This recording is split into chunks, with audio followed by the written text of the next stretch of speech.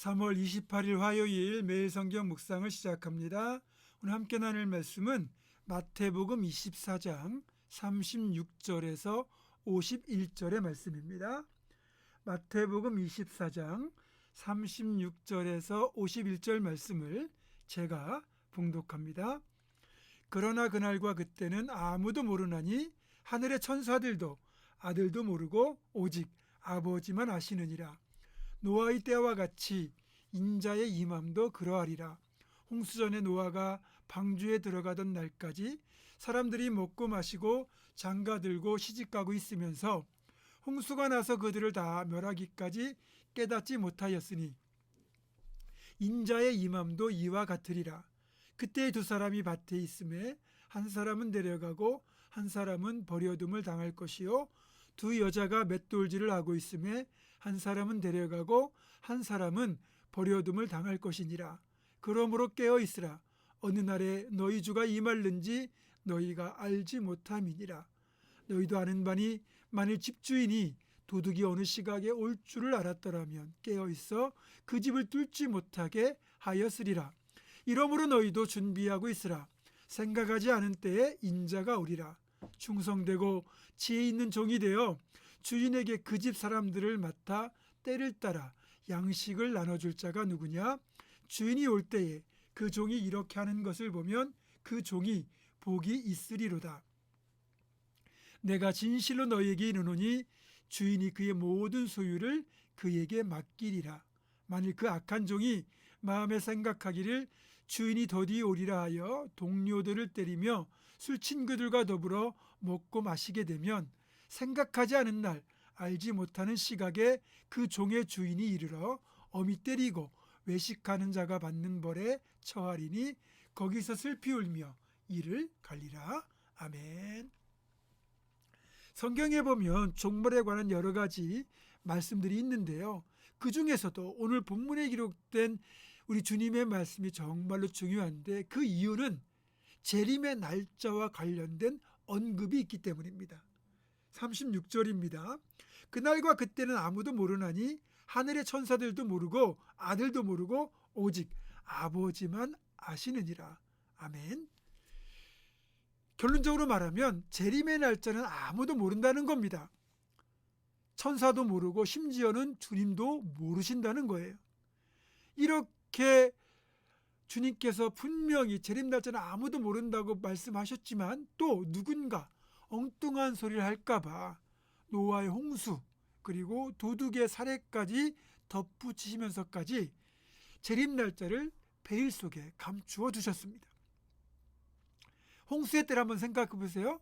노아 시대 언젠가 대규모의 홍수가 나타날 테니까 그날을 대비해서 방주를 만들라고 하나님께서 노아에게 지시하셨습니다. 하지만 막상 하늘의 창들이 열려서 엄청난 비가 내리기 전까지 아무도 모르고요.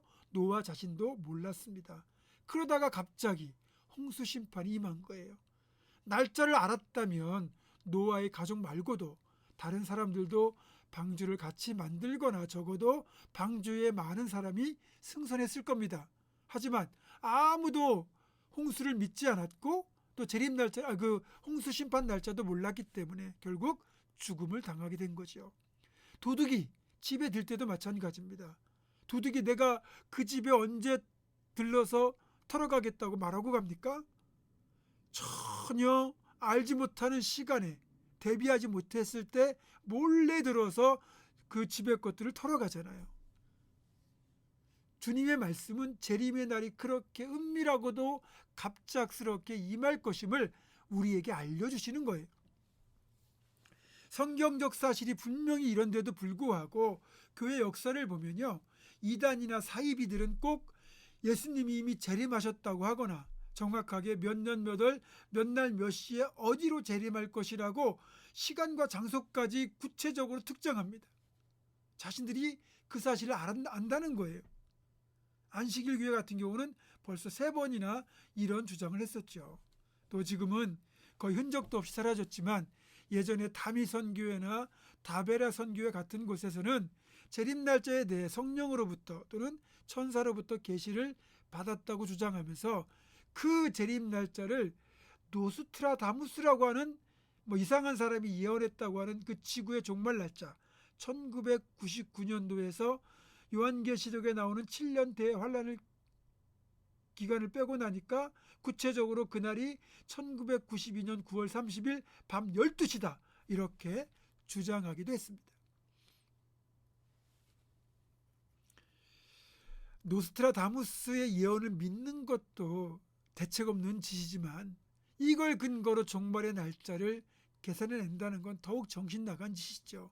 그런데 실제로 이 주장에 현혹이 돼가지고요, 수많은 성도들, 젊은이들이 직장 그만두고 학교 그만두고 가진 재산 다 다미선교회 헌금하고요, 그날 주님을 맞겠다고 흰옷 입고 기다리다가 결국 그 시간이 지나고 나니까 주님 재림 날짜가 빗나갔다는 사실을 비로소 깨닫고는 허무하게 무너져 내리고 말았습니다.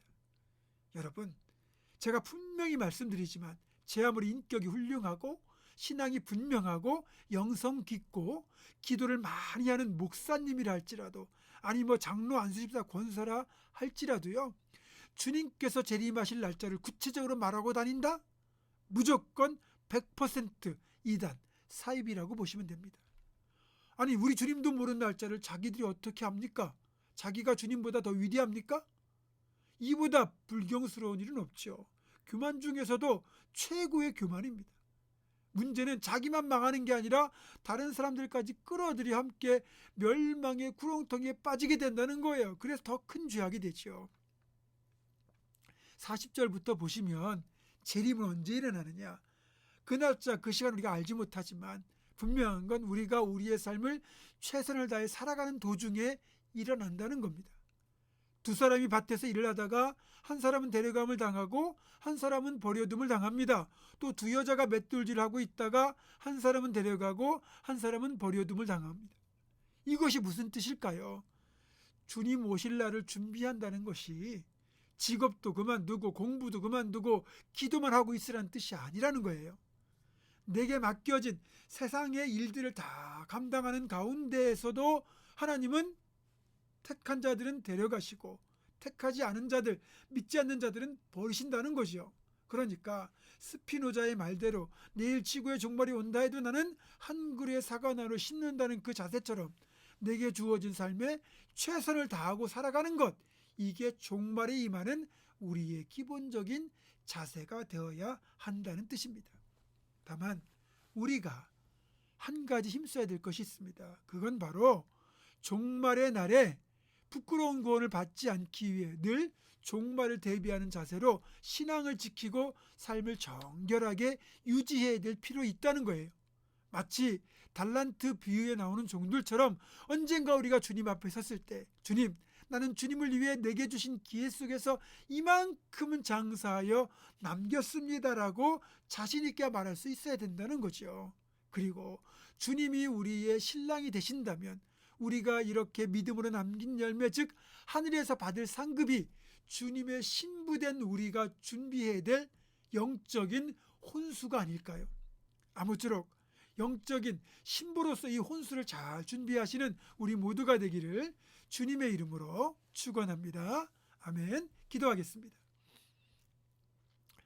언젠가 반드시 재림하실 주님을 믿음으로 바라봅니다. 주님, 그날과 그 시간, 장소는 알지 못하지만 그러나 반드시 오실 주님을 믿음으로 바라보며 내게 주어진 시간과 상황 속에서 최선을 다하여 맡겨진 일들을 감당하며 살아가게 하시고 주님 오실 때 부끄럽지 않은 모습으로 주님 맞이할 수 있도록 도와주시옵소서. 예수님의 이름으로 기도하옵고 이제는 우리 주 예수 그리스도의 은혜와 하나님의 사랑과 성령의 교통하심이 주님 오실 날을 알 수 없으나 늘 깨어서 그렇게 믿음으로 맡겨진 일을 잘 감당할 것을 결단하는 사랑하는 모든 성도들, 이들의 삶과 가정과 생업과 앞날과 우리 교회 위에 지금부터 영원토록 함께 하시옵기를 간절히 축원하옵나이다. 아멘.